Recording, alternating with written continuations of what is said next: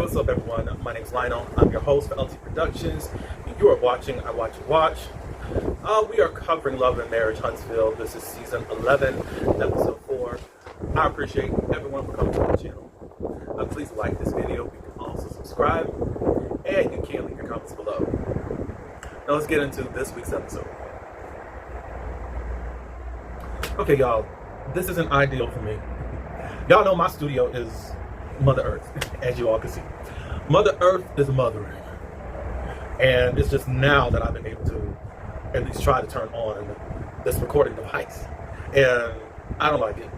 I'm annoyed. If you got the Weather Channel and you can see weather radar, you can possibly see that there is this storm system that's reaching from Europe down here of this rain. It's been raining for the last 12 hours. And finally it's let up.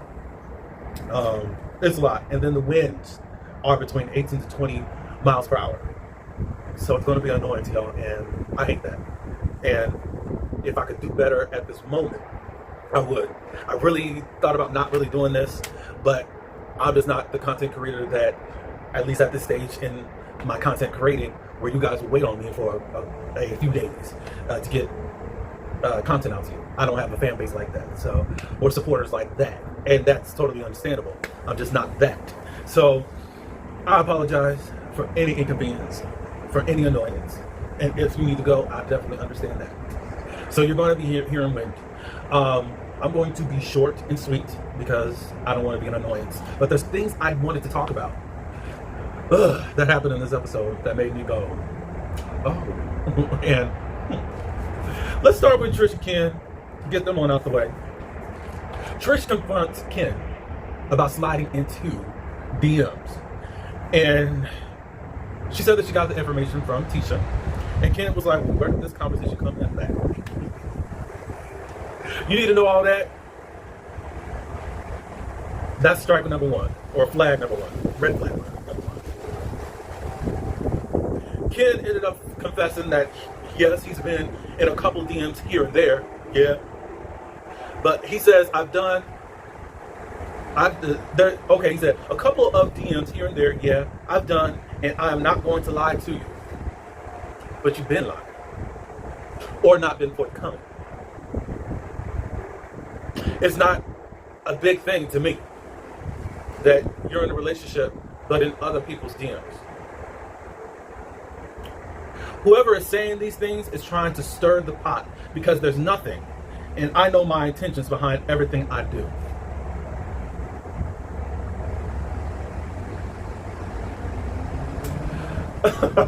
Trish says, why did you respond to those messages? Ken says, well, in the last couple of months, there's really been no communication between us. When I'm out on the road, you don't call to check up on me to see how, and all of that. So you got lonely. I'm so lonely. So you hopped in the DMs. And you are trying to tell us that your intentions weren't bad.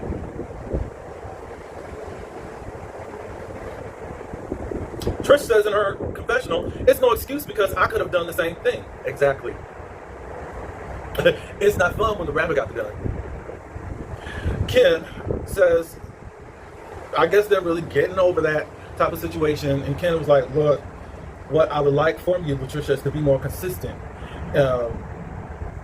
while calling himself a family man in this whole situation. And he says that he misses what we want shared. What I will say is, Ken, my total idea about you changed during therapy. And it changed when Trisha started calling you out about stuff. And then you said, basically, I'm not going out like a sucker. And I painted this beautiful picture about myself. So I'm going to have to one-up you and say that you are a habitual liar. You may have said another word, but basically it's the same thing. I forgot exactly what it was. I'm like, so you're with this woman and you love her? And you calling her a liar because you wanted to one-up her because she really pulled your coattail? And as I said before, Trisha got her stuff going on and you got your stuff going on. And I think that a lot of people are so focused on a black man staying around helping somebody else's children, oh, he gotta be a good man. Not saying that you're a bad man, per se, because I don't know everything that's going on behind closed doors. However, this picture that you've been painting and the friends that you're choosing to be around depicts a different picture than what you tried to sell to us. We'll get a little bit more into you. But I wanted to bring that out because even though I don't really respect Marcus, that's Trisha's husband, current husband, I don't know if he was lying about certain things anymore. Because I think the foundation of Trish and Ken were kind of on faulty ground. However, I don't think that things were going right between Trish and Ken and Marcus at the time. Not saying that that gives her an excuse to do what they did, but things happened. And now we're here. So it's just like,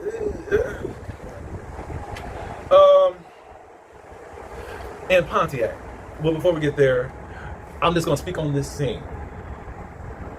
Now, we know how the Scott men are.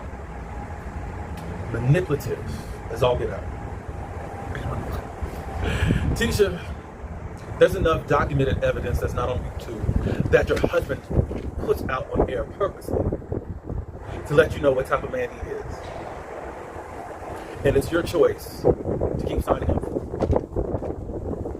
Don't get mad because other people call out the BS that you don't want to call out. And if you want to stay or whatever, you want to defend your marriage, go ahead. Your husband was having this conversation with you being there, your brother-in-law and sister-in-law, and also your frenemy. Friend one day, the next day not. Destiny being there. And he's talking about how he likes to avoid the truth. When he doesn't want to avoid the truth, he pivots. And he acknowledges it's a lie. And he says that he's more comfortable telling a lie than the truth. You don't get more plainer than that. And whatever you continue to sign up for, I'm happy for you. And however people want to keep looking at you is how they're going to keep looking at you. And there's no sense of you being upset about anyone else, and everybody's trying to destroy your marriage. The call is coming from the inside, and you know it. You sit up here laughing along with them like you didn't hear that idiotic stuff coming out of his mouth. But let's travel on down the road. He's on down the road over to Pontiac, and we're gonna visit with Daddy Mark. Based on the advice of Kimmy and the insight that she believes she has, that Daddy Mark is feeling some type of way and possibly needs some type of affirmation, because when he's around Mark, it seems like he's more accomplished. You guys have a deeper respect for him than you do him. Marcel did a lot of the talking. Of course, Maurice is there too. But they wanted to just honor their father and knows that it couldn't have been easy having 8 children at the age of 26. That's a lot. And the pressure of that. I think that the Daddy Mark's age is probably at the end of the baby boomer age. But you know, there's still stragglers around where you're just supposed to have good babies and work at a factory and be the provider and die. That's all it was for you. And get up out of the South and get away from the artists. I don't know if I can say that word on YouTube, but anyways. People, this is the thing. What I'll say about that generation and generations before, and even right after, nobody's giving you the school tool sets. And it's basically, I made it so you can make it. Figure it out. People are dying early. People are having heart attacks, strokes, and taking their own lives because they don't really have the skills, because of the lazier generations that did not really put and instill things. You're just supposed to respect your elders and get out there into the world and do something. And it's only your fault if you fail. So they were just wanting to affirm that. I'm gonna tell you something. I don't think that they really feel that on the inside. I think that they're doing the kind, courteous thing that you do to elders. And maybe they don't want their father to feel a certain way. But I think it was just, what's the word, performative, in my opinion. Because there's still some issues that they still got going on. During season 10, Marceau brought up that Maurice was the golden child.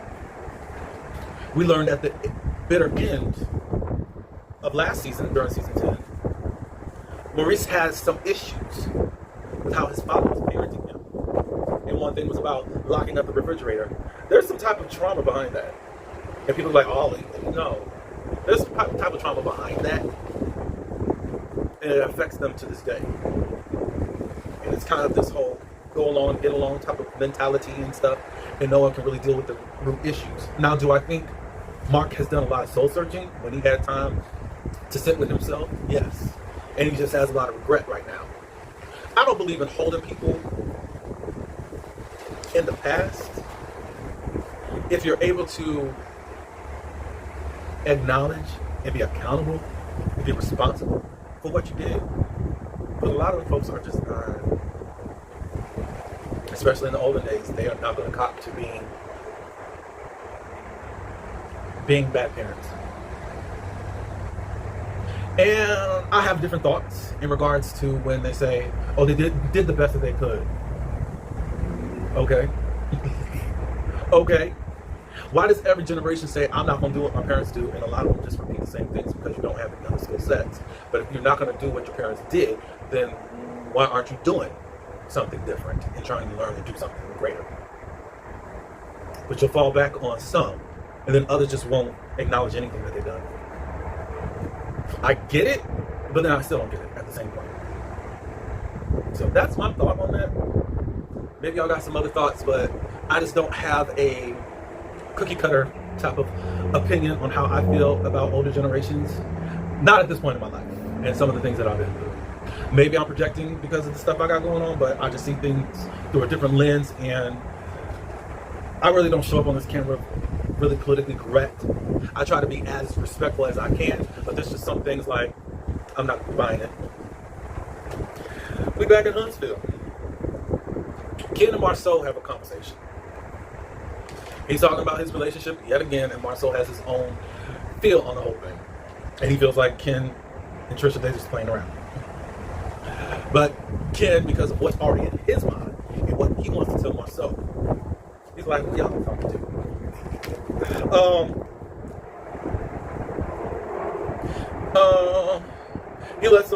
Ken lets Marceau know that he and Latricia are still planning to stay in different places. In the confessional, Marceau was like, the idea of getting a separate living space doesn't suggest that they are building a strong foundation to work things out. I agree. But if it's too toxic, why stay there? If y'all getting couples counseling and there's no type of real commitment, is a ring totally necessary? I don't know. I mean, that'll solidify things, but y'all been operating like married folks without the ring, and you know that there's some baggage back there. That for whatever reason, those two keep hanging on to each other, Trisha and Mark. I feel like in this season, Trisha and Mark aren't able to hide what's going on in their relationship. I think Mark is Mark. But I also feel like with him out of the picture, they have to really focus on them, and we're finding out what they were trying to paint to us wasn't really what's on the canvas. And they're trying to hang on to yesterday. And it's not enough. It's not enough because they haven't done anything to really cultivate anything to keep the fire burning. Somebody put fire logs on your fire heat, on your logs. No, somebody put water in your fire logs. There is no fire there. I don't know what y'all gonna do. I don't know what your future is on this show. We shall see. That's all I have for this episode and what I wanted to talk about. Again, I apologize for what's going on with my studio. I appreciate everyone for hanging on and wanting to hear my voice. I appreciate every supporter. I appreciate every view. I appreciate every like. I appreciate every comment. It means a lot to me. Thank you. Like, comment, subscribe, and until the next one.